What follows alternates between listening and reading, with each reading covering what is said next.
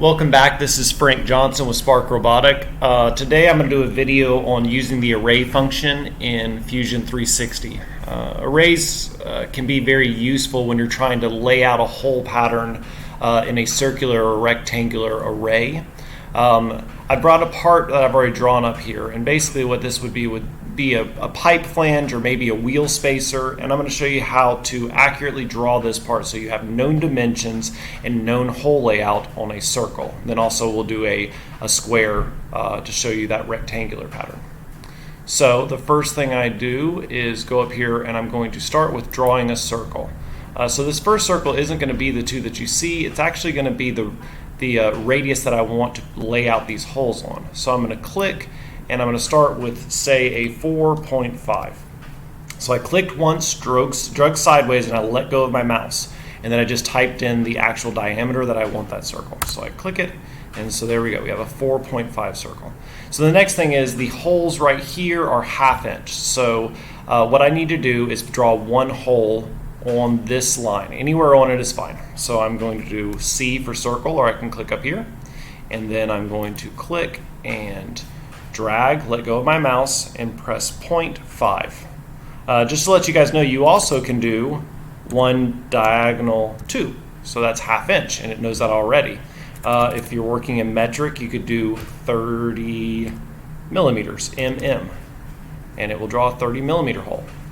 So any of those are acceptable. It depends on what you're working with. A lot of times if I'm trying to draw something 5/16 and I don't want to sit there and do the math on what that is, I'll just type in 5/16.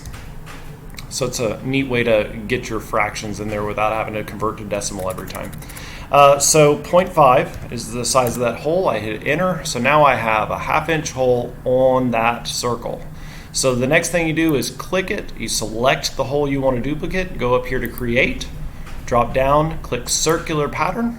So what I want to do is I want to put 5 holes on this this circle right here. It's a 4.5 inch radius. So I click, and if you notice it says object selected. I have one selected right here. Click it, and then I go down to center point, and I select my center point, which is going to be the center of the circle.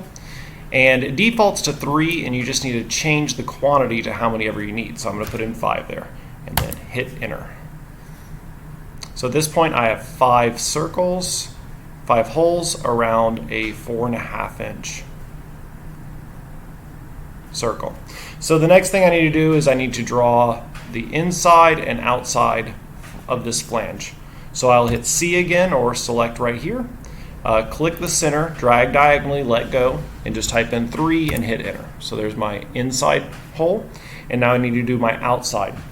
So I hit C again, click, drag, let go, and I'm going to do 5.5. So it's a 5.5 outside.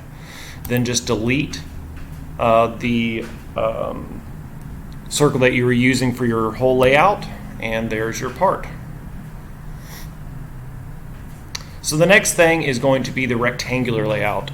You can use this to lay out on a straight line, just a bunch of holes with a known distance in between, or you can use it for laying out plate work where you need holes on every corner. So I'll just go ahead and highlight all this stuff and get it out of our way. So the first thing I'm going to do is click here for a point-to-point rectangle, or you can hit R, click, drag diagonally, let go, and we'll do an 8 tab 8. So that's going to be an 8 by 8 inch plate. So the next thing I need to do is get our first circle put in here. So I'm going to just draw a circle anywhere out here of the diameter that I would like. This is the easiest way to get it into position that I've found for your first one. So I'm just going to draw a 0.5 circle. All right, so now there's my hole, and now I want to array it onto this plate. So if we just click it, and I'm going to hit the M button for move. It comes up with all of this stuff right here. I talked about the point-to-point move. I really like using it because you can place a object directly onto another known point. So I'm going to click point-to-point move, select the center of this circle, and I'm going to click it right here on this edge. So now I can move it into position exactly where I want. So I'm going to go to free move, drag over, and I'm going to say I'm going to come over 1 inch, and then I can click this other arrow and drag down, let go of it, and since I'm going down on that XY plane, I need to do -1. So now what I've done is I've moved this circle over and down 1 inch. So now what I need to do is go up here to the create, and this time I'm going to do rectangular pattern. So I need to select first what I want to array, so I'm going to click the actual circle itself, and you notice that we have arrows come up on left and right and then up and down. So first what I'm going to do is pull this diagonal, and you see you're going to have a value here. That's going to be the extent, the distance that you're going to lay this out. You also can choose spacing there if you want to define spacing in between holes. We're going to use extent this time.